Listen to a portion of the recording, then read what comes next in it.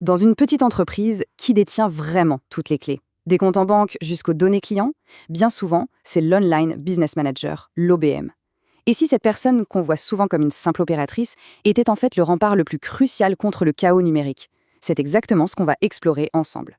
C'est la question que franchement, tout le monde se pose. On se dit, qui voudrait s'en prendre à ma petite structure? On est trop petit, on n'intéresse personne. Eh bien, et si cette idée reçue était justement la plus dangereuse de toutes pour une entreprise? Le chiffre est là, et il est sans appel. D'après le dernier rapport de Verizon, 43%, oui, 43% des cyberattaques visent les petites entreprises.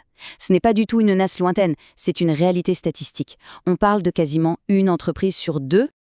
Alors, on va plonger un peu dans cette statistique, parce que croyez-moi, derrière ce pourcentage se cache un coût bien réel. Le prix à payer pour ce fameux sentiment d'être à l'abri. 38 000 €, voilà le coût moyen d'un incident pour une TPE en France. Et attention, on ne parle pas juste d'une rançon à payer, non, non. Ça englobe la perte d'exploitation, les frais pour récupérer les données, les amendes de potentiel et surtout les dégâts sur l'image de marque. Ça, c'est souvent irréversible. Et au milieu de toute cette tempête, il y a une personne clé qui agit souvent dans l'ombre, l'OBM. Et c'est là que se trouve tout le paradoxe. Comment la personne la plus exposée peut-elle devenir en fait le meilleur des gardiens? Et c'est ça, le grand paradoxe. D'un côté, l'OBM peut être le maillon faible. C'est simple, cette personne a accès à tout, de la compta au CRM, souvent avec des mots de passe partagés à la va-vite, sans protocole. Mais de l'autre côté, c'est justement cet accès centralisé qui fait de l'OBM un bouclier en puissance. C'est la seule personne qui a une vue d'ensemble, un point de contrôle unique pour tout verrouiller. Et ça, ce n'est pas de la théorie, c'est du vécu. Imaginez la scène. L'OBM reçoit une notif qui a l'air super urgente sur un outil collaboratif. Un clic, un seul, et c'est toute la boîte qui est compromise. Les devis, les RIB des clients, les infos personnelles des salariés, tout est dehors. Qu'est-ce qu'on fait à ce moment-là? Pour bien comprendre, on va visualiser ça. Imaginez que les failles de sécurité, ce sont 5 portes laissées grandes ouvertes. 5 portes que les OBM ont justement le pouvoir de fermer à double tour. La première porte, c'est la plus évidente, la gestion des accès. On connaît tous le fameux mot de passe partagé sur un post-it ou par mail. C'est pratique, ça va vite, mais c'est surtout une invitation à entrer sans frapper pour les pirates. Deuxième porte, les outils qui sortent de nulle part. Ce petit logiciel de design gratuit, cette extension de navigateur super pratique, c'est ce qu'on appelle le Shadow IT. Chaque outil qui n'est pas officiellement validé, c'est une nouvelle porte d'entrée potentielle, une faille de sécurité béante. Troisième porte, le partage de fichiers. Franchement, qui n'a jamais envoyé un document sensible via un service gratuit sans mot de passe? Ou partagé un dossier sur Google Drive en laissant l'accès public par mégarde? Les conséquences peuvent être désastreuses. La quatrième, c'est un grand classique, les accès fantômes. L'ancien freelance qui a toujours les codes du site, l'assistante virtuelle partie depuis 6 mois mais qui peut toujours lire les mails, c'est absolument crucial de révoquer les accès dès qu'une collaboration se termine. Et enfin, la cinquième porte, l'illusion de sécurité du cloud. Pensez que c'est bon, tout est dans le cloud. Ça ne suffit pas, loin de là. Sans une vraie sauvegarde hors ligne et sans test de restauration régulier, l'entreprise est sur un fil. Parce que le point crucial, c'est que ne rien faire, ça a un coût direct. Par exemple, un ransomware, c'est facile, plus de 50 000 € qui partent en fumée, entre le chiffre d'affaires perdu et les frais de récupération. Un vol de données, c'est une amende bien salée et surtout une perte de confiance des clients qui, elle, est quasi impossible à réparer. Et là, la comparaison fait mal.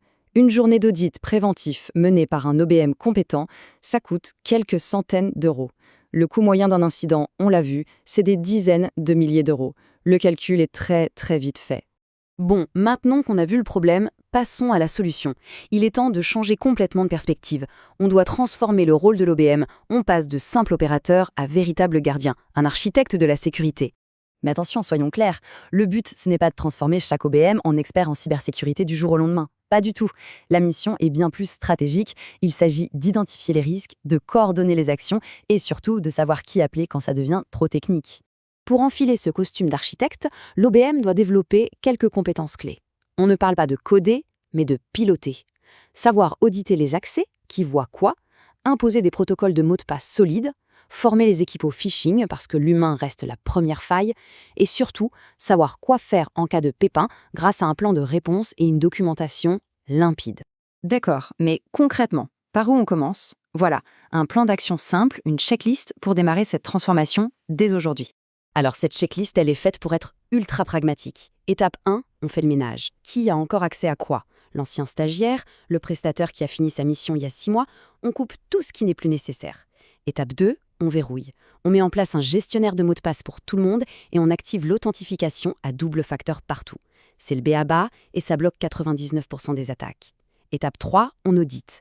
On va voir les partages de fichiers. Ce dossier Drive, il est toujours partagé avec la planète entière. On supprime aussi les vieilles intégrations d'appli qui servent plus à rien. Étape 4, on prépare le pire. On crée un email de secours sur un autre domaine pour pouvoir communiquer si tout est planté. Et on documente les procédures vitales. Et enfin, étape 5, on forme. On teste une restauration de sauvegarde. Parce qu'une sauvegarde qu'on n'a jamais testée, elle n'existe pas. Et on prend 30 minutes, juste 30 minutes, pour former l'équipe à reconnaître un mail de phishing. C'est simple, mais c'est redoutablement efficace. Finalement, il faut bien comprendre que la technologie seule ne suffira jamais. Cette phrase résume tout. Derrière la complexité des outils, il faut une intelligence humaine pour orchestrer la défense. Et l'OBM, de par sa position centrale, est la personne idéale pour jouer ce rôle. Alors on termine avec cette question. Pour la Roth, votre OBM, est-ce que son rôle se limite à gérer des tâches quotidiennes ou est-il en train de protéger le cœur même de votre entreprise? Pensez-y, la réponse pourrait bien décider de l'avenir de votre activité.